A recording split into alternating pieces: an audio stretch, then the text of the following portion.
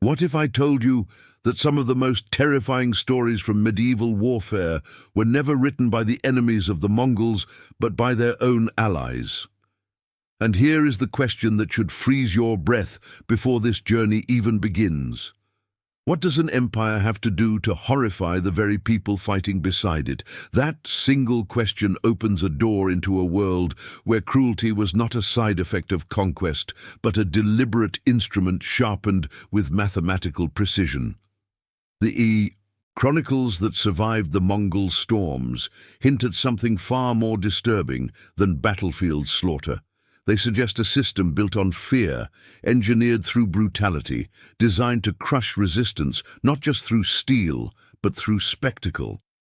Imagine this for a moment. You are standing on the edge of a conquered city, somewhere along the Silk Road. The air smells of smoke, wet dust, and something metallic that clings to your throat. You hear the rhythmic beat of hooves, rows of horses, approaching with the discipline of a machine. And in that moment, before your eyes even register what you are seeing, your body understands the message. This is not an army simply taking territory. This is an empire rewriting the psychology of an entire continent. The Mongols didn't just want victory, they wanted certainty. They wanted obedience. They wanted fear that traveled faster than their horses. But behind the legends of burning cities and mountains of skulls lies something even more unsettling: the meticulous way they handled captured enemies. The records describe procedures so refined, so efficient, that you can almost feel the cold logic behind every decision. Some prisoners were used as human shields, others as walking warnings. Others were kept alive for reasons that had nothing to do with mercy and everything to do with strategy. And the whispers from Persian historians, Chinese scribes, and even Mongol allies paint a portrait of methods so extreme that they shattered and cultural boundaries. Warriors who had seen decades of war wrote that they had never witnessed such things before. Men hardened by battle described scenes that left them unable to sleep.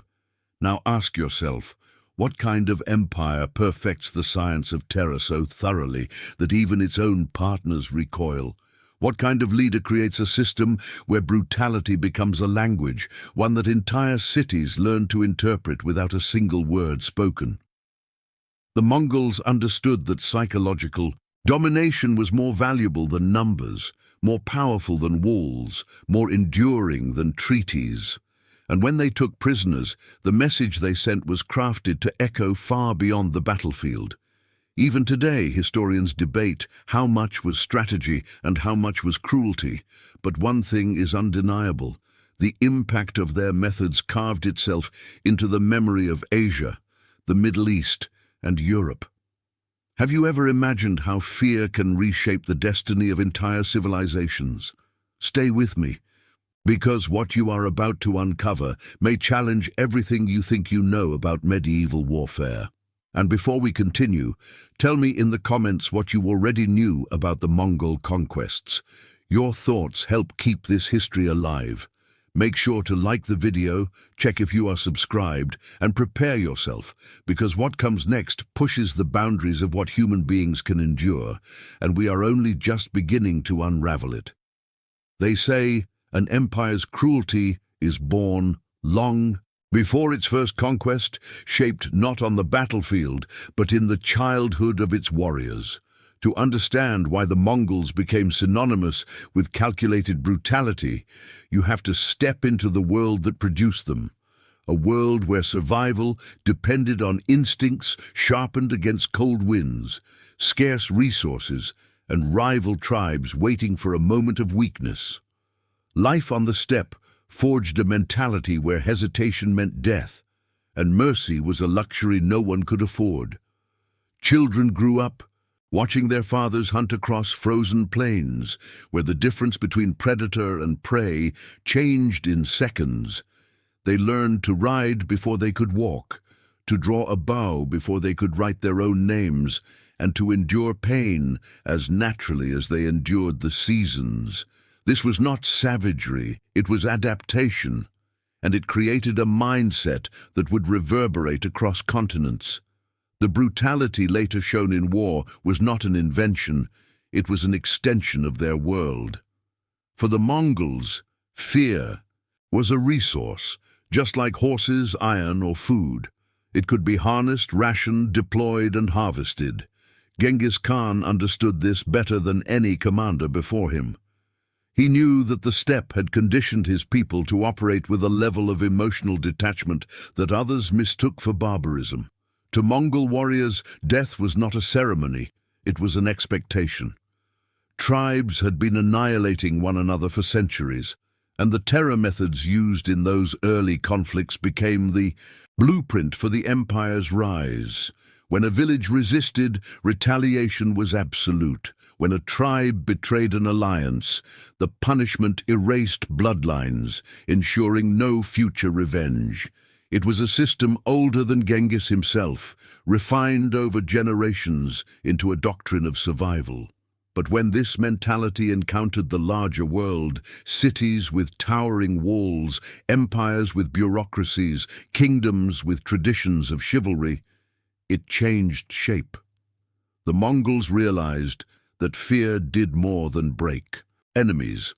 It moved populations, dissolved alliances, and bent leaders to their will without the need for prolonged battles. The chronicles of their expansion reveal a fascinating duality. They could be extraordinarily tolerant toward those who submitted and unimaginably ruthless toward those who resisted. This wasn't madness, it was strategy rooted in the belief that hesitation from an enemy cost more lives in the long term. The faster a city surrendered, the fewer Mongols died. The steppe taught them efficiency, and efficiency became a morality of its own. Even Mongol allies recorded moments when they struggled to understand the depth of this psychological conditioning. They saw men capable of riding for days without rest, warriors who treated pain as an inconvenience rather than an obstacle, soldiers who would execute a comrade for disobedience without the slightest change in expression. To outsiders, this emotional stillness felt inhuman. To the Mongols, it was discipline. And it became the foundation for every act of terror that followed. When they took prisoners, when they punished rebellion, when they unleashed horrors that would echo through medieval chronicles, they were not improvising cruelty. They were applying a lifetime of learned logic, logic shaped by storms, hunger, and blood feuds that demanded absolute resilience. This is the part of the Mongol story that most people overlook. Their brutality was not chaos, it was order. A worldview where strength was survival, obedience was security, and fear was the most reliable tool an empire could wield. And as their armies surged outward into Persia, China, and Eastern Europe, this mentality would collide with civilizations utterly unprepared for the force of will behind every Mongol decision. The steppe had molded them into something the settled world had never faced before, and soon cities thousands of miles apart would learn what that truly meant. When the Mongols approached a city that dared to resist, the confrontation did not begin with arrows, siege engines, or fire. It began with silence, the kind that spreads through the streets when people realize they are standing on the edge of something they do not fully understand. Reports from chroniclers across Asia and the Middle East describe a ritualized sequence, almost mechanical in its consistency, that the Mongols used to transform resistance into despair long before the first wall was breached. They would appear on the horizon in tight formations, mounted archers positioned with mathematical symmetry, banners unmoving despite the wind. They waited just long enough for fear to settle, for leaders to question their decisions, for citizens to feel the weight of what might come next. And then, with a calm that felt unnatural to those inside the city walls, they delivered their ultimatum. Submit, and you live. Resist, and you cease to exist. It was a promise, not a threat, and the Mongols never violated it. The certainty behind those words was what made them so terrifying. Other armies threatened destruction, other conquerors boasted of cruelty. But the Mongols offered a simple equation: instant obedience or absolute annihilation. Cities that ignored the first warning found themselves facing a spectacle engineered to shatter morale. Sometimes the Mongols displayed prisoners from previous conquests, thousands of them, bound, beaten, and forced to kneel in rows. Other times, they catapulted the severed heads of captured soldiers over the city walls, each landing a message that needed no translator. The brutality was not improvisation. It was communication designed for maximum psychological penetration. But the most chilling tactic involved survivors. The Mongols understood that one terrified witness could be more effective than 100 dead enemies. When a fortified city refused to surrender, they often released a handful of captives. Eyes wide, clothes soaked with blood, voices trembling as they described what they had seen. These survivors were not chosen at random. They were selected for their ability to speak, to persuade, to carry panic like a plague into the hearts of those still holding out. Chronicles from Khwarezm, Rus, and the Jin dynasty all tell the same story. Leaders who initially dismissed the Mongols as mere nomads changed their tone after hearing these shaken messengers describe the destruction waiting outside the gates. And then there were the demonstrations of precision. Mongol archers would ride close enough to the walls to be seen clearly, placing arrows with supernatural accuracy into specific targets: tiny corners of stone, small cracks, the slits of windows. They wanted defenders to understand exactly what they were facing. Sometimes they executed captured engineers or nobles in full view of the city, not in chaotic slaughter, but with ritual calm, cutting no corners and showing no hesitation. The message was simple: nothing you rely on, your leaders, your walls, your plans, matters anymore. Inside these besieged cities, panic spread faster than disease. Families debated fleeing, soldiers questioned their commanders, and religious leaders prayed openly for mercy. The Mongols did not need to scale the walls to begin dismantling the defenders. They let fear do the work. And when they finally launched their assault, it was not battle, it was collapse. Defenders who had once stood proudly on ramparts now trembled, knowing exactly what awaited them if they failed to hold the line. The Mongols had already broken their will long before the gates were torn open. This interplay between silence, spectacle, and certainty became one of the most effective military strategies in medieval history. Cities thousands of miles apart, with different cultures, languages, and defenses, all reacted the same way when the Mongols appeared on the horizon.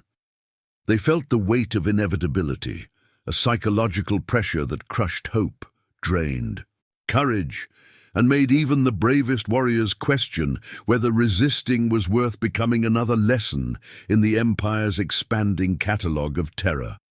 Once the walls finally fell and resistance collapsed, the fate of captured enemies followed a logic that left even Mongol allies unsettled. The Mongols did not improvise cruelty. They assigned each prisoner to a purpose, as if filling slots in a system engineered to dismantle any future threat. The moment the city was secured, Mongol commanders divided captives into categories: useful, dangerous, or expendable. And the criteria for these distinctions were brutally efficient. Skilled artisans, physicians, scribes, and engineers were often spared, sometimes treated with surprising respect. Their value lay in what they could build, create, or repair for the empire. They were moved from battlefield chaos into organized caravans, escorted to distant Mongol territories where their talents could be absorbed into the empire's infrastructure. But soldiers, nobles, and anyone associated with a city's leadership faced an entirely different reality. The Mongols believed that leaving potential rebels alive was a direct threat to the stability they sought. Chronicles from Persia, Rus, and China all describe the same chilling pattern. Captured warriors were executed in large numbers, not out of rage, but out of policy. A warrior who fought once could fight again. A leader who resisted once could inspire new rebellion. The Mongols viewed such individuals as sparks waiting to ignite future fires, and they extinguished those sparks before they could burn again. Sometimes the executions were swift. Other times they were orchestrated in ways that carried messages across the region.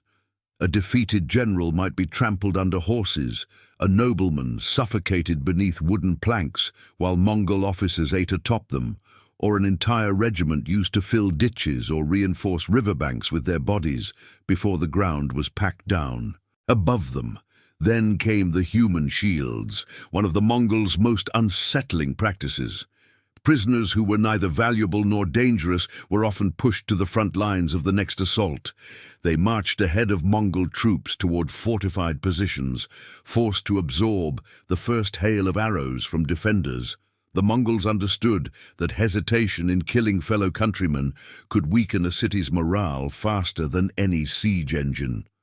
In some cases, entire populations were tied together with ropes and driven toward city gates to exhaust the defenders, disrupt their formation, or create an opening for Mongol cavalry to storm through. These moments became embedded in the memories of survivors who described the horror of seeing loved ones pushed forward like expendable barricades. Yet even among allies, reactions to these tactics were complex.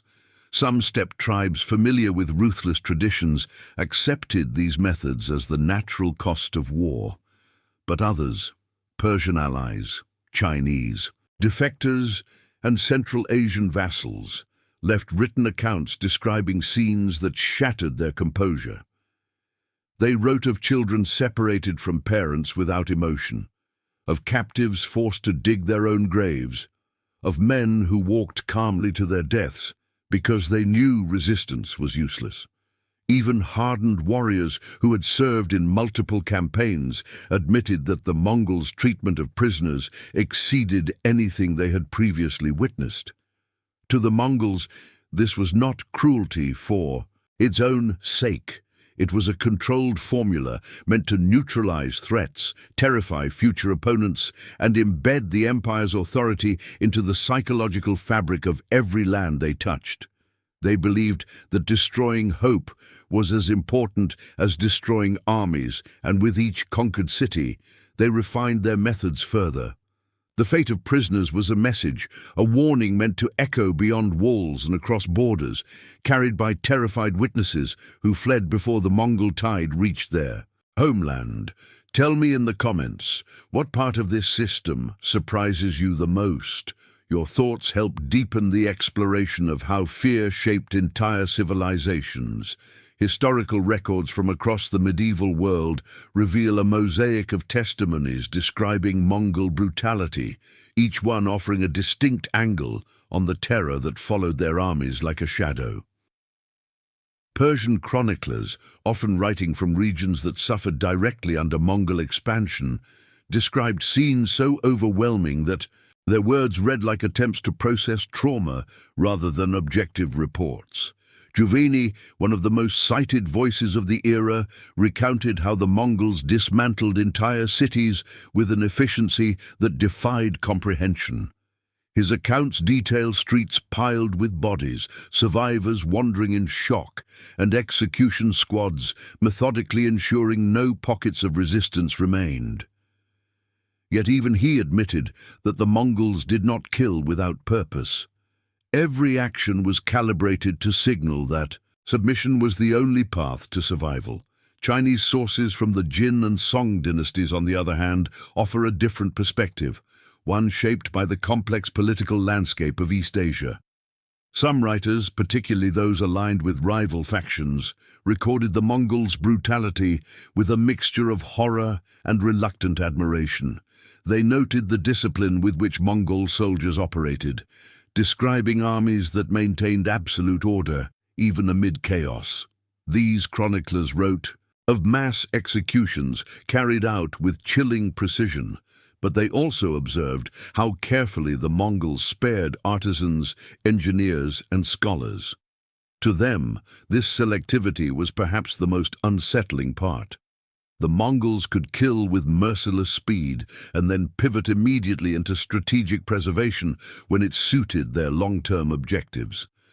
Even more revealing are the accounts from Central Asian scholars caught between cooperation and resistance.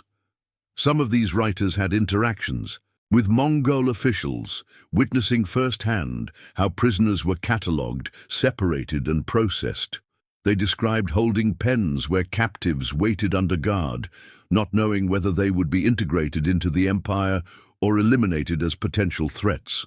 They wrote of leaders executed in symbolic displays meant to send shockwaves through neighboring regions, public beheadings, ritual tramplings, and mass drownings orchestrated to communicate finality. These records highlight the psychological dimension of Mongol policies. Prisoners were not merely defeated enemies, but instruments in a vast campaign of intimidation that spanned continents. European accounts add yet another layer, particularly the descriptions from the Rus principalities and later travelers who ventured eastward. Many of these chroniclers were unprepared for what they encountered. They wrote of villages emptied overnight, fortresses reduced to charred skeletons, and survivors so traumatized they could barely speak.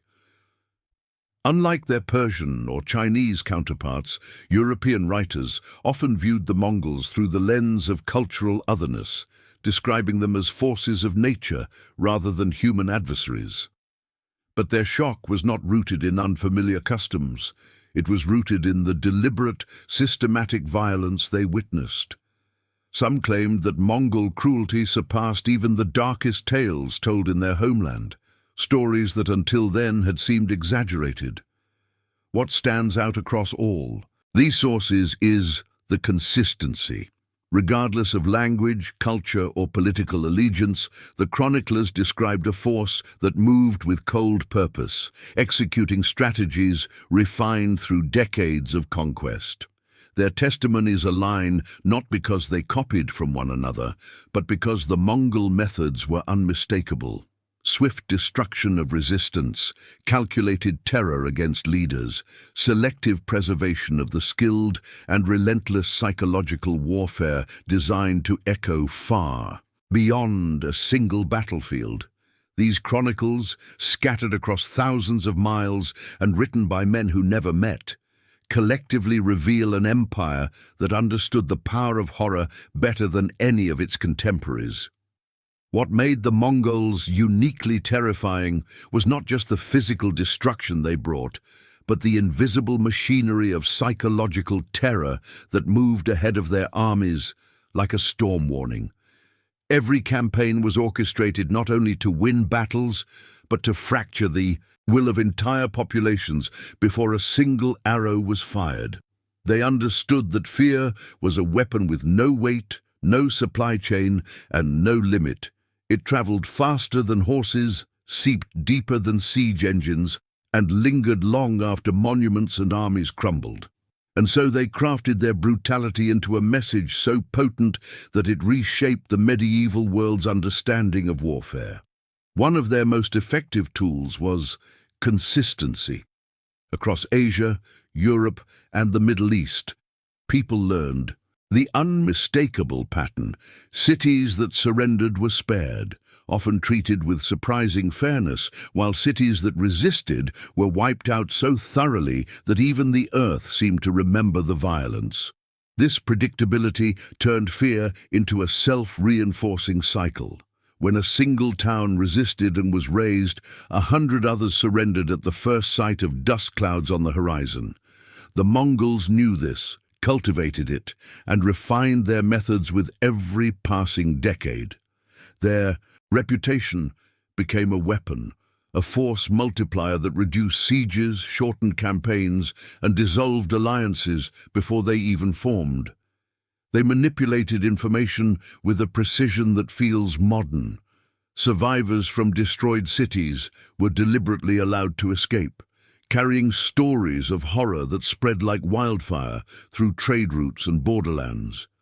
These accounts of mass executions, engineered terror, and calculated cruelty arrived in distant cities long before the Mongols themselves. Sometimes the stories exaggerated what had happened, sometimes they understated it. The Mongols never corrected either version. Panic served them well, imagination did the rest. Chroniclers noted that the fear of what the Mongols might do often paralyzed populations more effectively than the reality of what they actually did. When approaching a fortified city, the Mongols frequently used staged demonstrations of discipline designed to unsettle defenders. A line of horsemen might gallop at full speed toward the walls, only to stop simultaneously at a precise distance, as if guided by a single mind. Or an entire formation would shift directions mid-charge without breaking alignment. To civilians who had never witnessed such coordination, these movements appeared almost supernatural. They created the impression that the Mongols were not simply soldiers, but instruments of a greater, unstoppable force. In societies that believed deeply in omens, signs, and cosmic hierarchies, this psychological edge was devastating. They also understood how to weaponize mercy.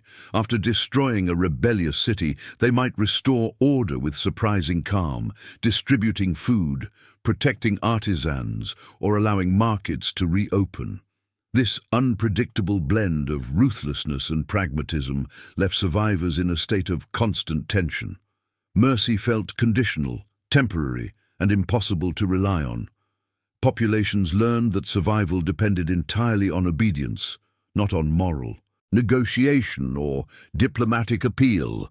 This uncertainty, never knowing when violence would erupt or when pragmatism would prevail, kept conquered territories psychologically tethered to Mongol rule. Even Mongol allies felt the pressure of this system. Vassal states were required to send troops, tribute, and hostages, knowing that any sign of hesitation might be interpreted as disloyalty. The Mongols enforced obedience not only through threats, but through demonstrations on their own partners. When an allied leader faltered, the punishment was swift and highly visible. Entire clans could be targeted to make an example that resonated far beyond the immediate offense. The message was always the same. Loyalty brought stability, but doubt, even unspoken doubt, invited consequences. What emerges from these patterns is the portrait of an empire that understood the human mind as deeply as it understood the tactics of mounted warfare.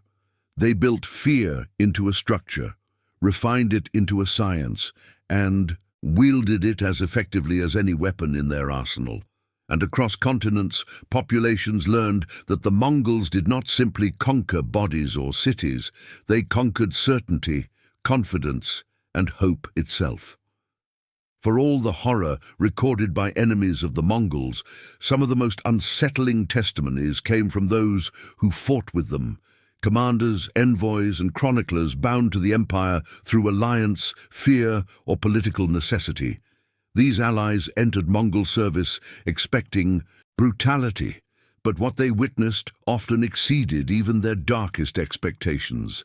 Their accounts reveal a perspective rarely considered, the shock of men who believed themselves hardened by war, only to discover that the Mongol approach to conquest operated on an entirely different plane of violence. Persian administrators who cooperated with Mongol generals described scenes that haunted them for years afterward. Many had served under previous empires, Seljuk, Khwarezmian, Abbasid, systems not known for gentleness, yet they wrote of battles where Mongol commanders ordered executions with a level of detachment so complete it felt less like a military action and more like a ritual.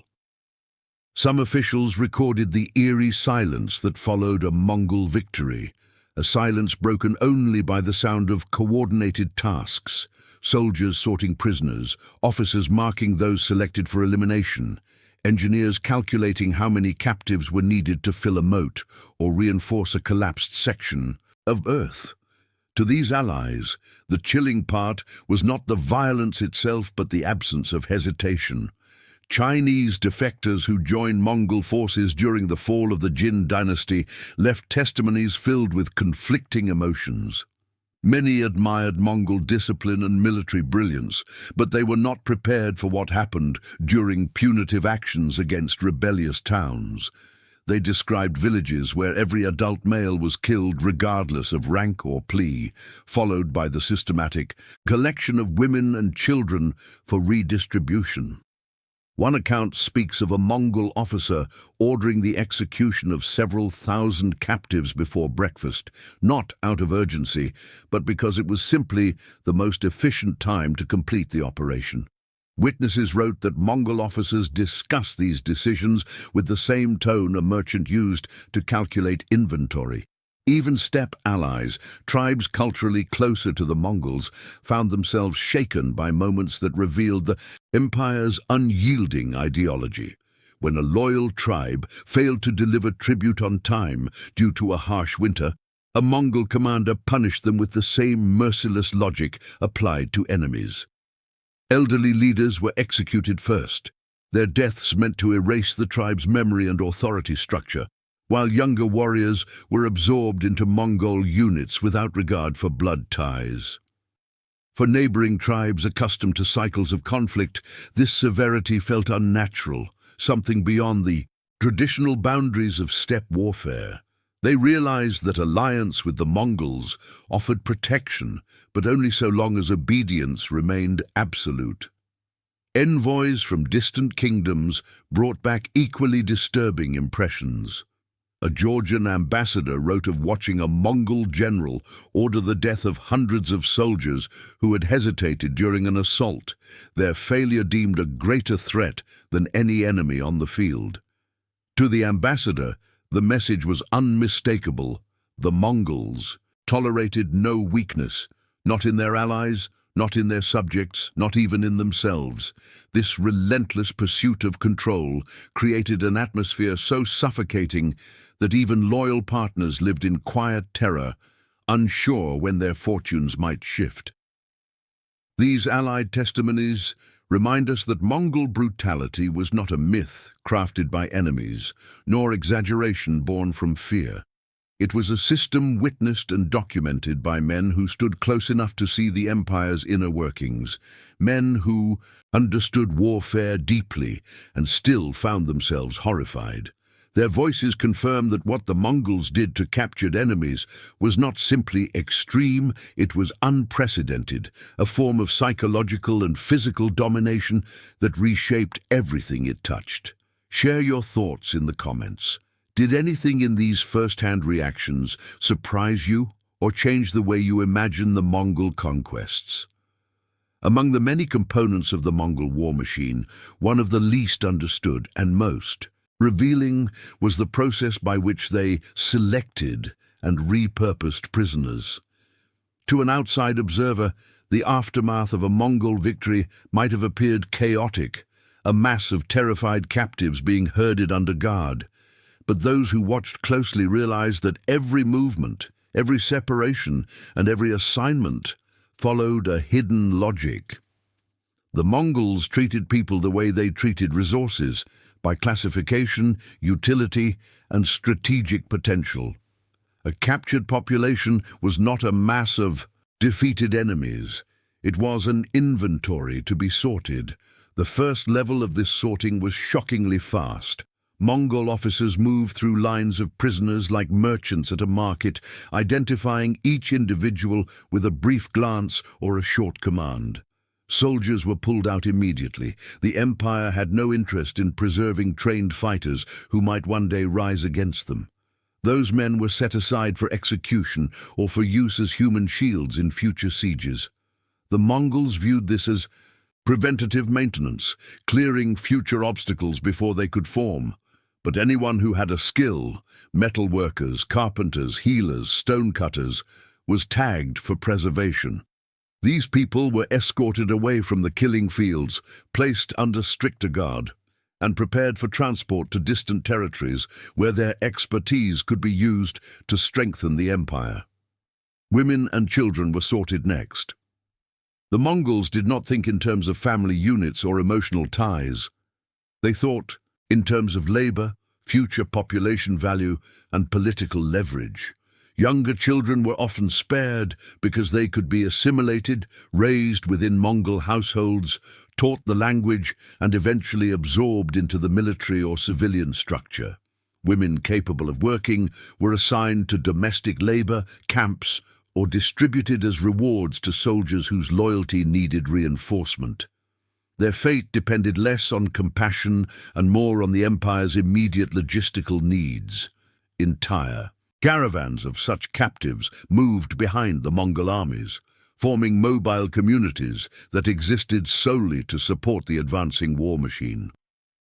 Artisans occupied a unique position in this system. Many chroniclers noted that the Mongols revered talent in a way that transcended nationality or lineage. If a craftsman could build a siege engine, shape metal with precision, or design bridges across difficult terrain, he became invaluable. These individuals were often treated better than even some Mongol commoners. They were fed, protected, and positioned under specialized oversight. Their families, if still alive, might also be spared to ensure the artisan remained cooperative. Entire districts in Karakoram, the Mongol capital, were filled with skilled captives taken from China, Persia, and Central Asia, living proof of how carefully the Mongols curated the human resources they acquired through conquest. But the most unsettling category was the captives deemed expendable but useful. These were people who held no special status, yet possessed physical strength or endurance. They were used for the labor that Mongol soldiers had neither time nor patience for, dragging siege equipment across mountain passes, filling trenches, building earthen ramps, or digging fortifications. In some cases, expendable prisoners were forced to march ahead of the army to test the safety of river crossings or terrain that might conceal ambushes. Their lives were consumed as if they were tools, single-use objects meant to absorb danger so the Mongol ranks did not have to. This process of selection, even when observed by allies, felt disturbingly impersonal. Prisoners were not evaluated as human beings, but as elements within a system. A chronicler from Khwarezm described the moment he understood this. After a city's fall, he watched a Mongol officer tallying captives the way an accountant tallies goods. Men to die, women to labor, children to be sold or absorbed, specialists to be relocated. It was not cruelty in his voice, it was efficiency. And that efficiency revealed something deeper about Mongol ideology. Conquest was not just about territory. It was about restructuring the world into a hierarchy that fed the empire's momentum. Through this organized repurposing of human lives, the Mongols ensured that every conquest strengthened them, not only through fear, but through the literal absorption of talent, labor, and future generations. Their empire grew not just by destroying civilizations, but by consuming them, piece by piece, skill by skill, until the conquered became part of the very engine that had overrun them. The shockwaves of Mongol brutality did not dissipate when the conquests ended. They reverberated across continents, embedding themselves into the collective imagination of the medieval world. In regions as far apart as Eastern Europe, Persia, China, and the Middle East, the memory of Mongol terror became a cultural inheritance, shaping legends, political decisions, and even religious interpretations for generations. Chroniclers who had never seen a Mongol soldier with their own eyes wrote as though the empire hovered just beyond the horizon, ready to return at the slightest provocation. The psychological footprint left by the Mongols became so vast that people spoke of them as if they were forces of nature, not conquerors, but calamities, storms, plagues, or divine punishments unleashed upon the earth. In Rus territories, for instance, the Mongol invasions reshaped the very concept of authority. The devastation was so complete, the humiliation so profound, that surviving principalities internalized submission as a political reflex. Entire regions reorganized themselves around tribute systems meant to prevent Mongol wrath from resurfacing. Decades after the Mongols withdrew, the fear remained, influencing diplomacy and military strategy. Stories of the initial invasions, villages burned in winter, entire populations uprooted, were passed down with a sense of inevitability. Parents raised their children with warnings rooted in memories that belonged to earlier generations, and medieval chroniclers described the Mongols as shadows capable of reappearing without warning. In the Islamic world, the legacy was even more complex. The destruction of cities like Nishapur, Merv, and Baghdad carved deep wounds into cultural consciousness. Scholars wrote that the Mongols had torn the intellectual heart out of entire regions. Libraries burned, scholars executed, and centuries of accumulated knowledge scattered or lost. These events did not remain mere historical entries. They became symbols of vulnerability, reminders of how quickly the achievements of civilizations could be erased. Poets likened the Mongol armies to apocalyptic figures, and for decades, political leaders argued that unity was essential to prevent another catastrophe of similar scale.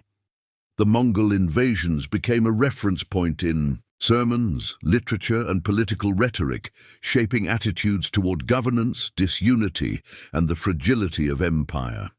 China's memory of the Mongols also carried a duality that lasted long after the Yuan dynasty fell. While the Mongols brought technology, administrative innovations, and trade expansion, they also left psychological scars. Their punitive measures, mass relocations, and relentless enforcement of obedience remained embedded in the stories told by families and local communities. Even centuries later, Chinese historical writers approached the Mongol era with a tone of caution, acknowledging its contributions while never forgetting the violent foundation upon which those contributions were built. The idea that a foreign power could sweep across the northern frontier with such unstoppable force shaped military strategies and border policies far into the Ming and Qing dynasties. In Europe, where Mongol forces reached as far as Hungary and Poland, the psychological impact was extraordinary. Rumors of the Mongols spread faster than the armies themselves, mutating into tales of monstrous warriors immune to pain, devourers of children, or servants of dark omens. These stories were exaggerated, sometimes fantastical, but they reflected genuine terror. The sudden withdrawal of Mongol troops after the death of Ögedei Khan only intensified the mystique. Europeans concluded that only divine intervention had saved them, and for centuries afterward, the Mongols appeared in chronicles as embodiments of apocalyptic prophecy. Even in regions they never attacked, their reputation alone shaped cultural anxieties. This vast continental memory created a shared medieval understanding. The Mongols represented a form of violence that defied categorization. Their methods were not forgotten because they were unprecedented, systematic, and delivered with a precision that seemed designed to echo across generations. Long after the empire fragmented, the stories remained, whispers that shaped identities, prayers, border fortifications, and the way entire civilizations understood the concept of threat. The Mongols' brutality did not simply conquer lands. It conquered imagination, leaving a psychological imprint that endured long after their banners faded from the battlefield. By the time the Mongol Empire began to fracture, the world it had reshaped was still struggling to understand what had happened to it.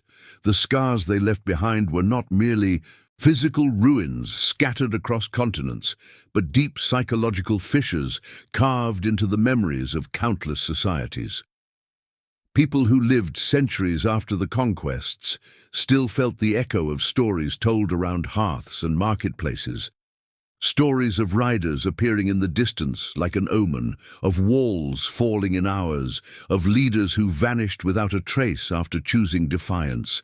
These memories lingered because they revealed the simplest truth about Mongol power. It did not end when the armies withdrew. It remained in the way cities rebuilt themselves, in the caution woven into diplomatic letters, and in the quiet fear that somewhere beyond the frontier another force could rise with the same precision and the same pitiless logic. And yet, in the ruins left behind, something else emerged, an awareness of how fragile the balance of civilizations truly was. Empires that once believed themselves untouchable realized how quickly certainty could evaporate. Kingdoms that had spent generations shaping their identity discovered that fear alone could rewrite entire societies. The Mongols had shown the medieval world that borders were illusions, that armies could move farther and faster than anyone had imagined, and that terror, when wielded strategically, could spread further than any map could capture. This understanding seeped into politics, religion, and culture, creating a world that now measured its strength not only by the walls it built, but by how quickly it could respond when the unexpected appeared on its horizon. Even after the empire fractured into khanates, the legacy continued to expand through trade routes, migrations, and the stories carried by survivors. Merchants crossing Central Asia still whispered about the disciplines and punishments that once governed the steppe. Scholars debated whether the Mongols had been agents of chaos or catalysts of transformation. And ordinary people, farmers, artisans, travelers, passed down fragments of memory that blended fear with a kind of unwilling fascination. They had witnessed an empire that treated war not as disaster, but as methodology, an empire that proved brutality could be organized, predictable, even rational. And because of that, the world changed its definition of danger forever. That is why their legacy still feels alive. When we talk about the Mongols today, we are not merely revisiting a distant past. We are tracing the outlines of a mindset that pushed human capability and human cruelty to limits few imagined possible. Their story forces us to confront uncomfortable questions about power, obedience, and the thin boundary between survival and destruction. And somewhere in that confrontation, we recognize why their impact did not fade with time. It became a reference point for every civilization that rose afterward. A reminder of how quickly the known world can be reshaped when fear becomes a weapon instead of a consequence. If you stayed with me until now, then you already know how heavy and revealing this journey was. Before you go, feel free to leave a comment with a phrase like, "I'm with you until the end," or "This message was meant for me, so I know you made it through the full story." And if this kind of deep, uncompromising exploration of history speaks to you, consider subscribing. Only if you feel this content truly adds something meaningful to your understanding of the past. A like also helps reinforce that these stories matter and deserve to be preserved. And when you are ready to continue, there's another video right here beside this one that builds on everything we uncovered today. If you want to keep exploring, just click and come with me into the next chapter.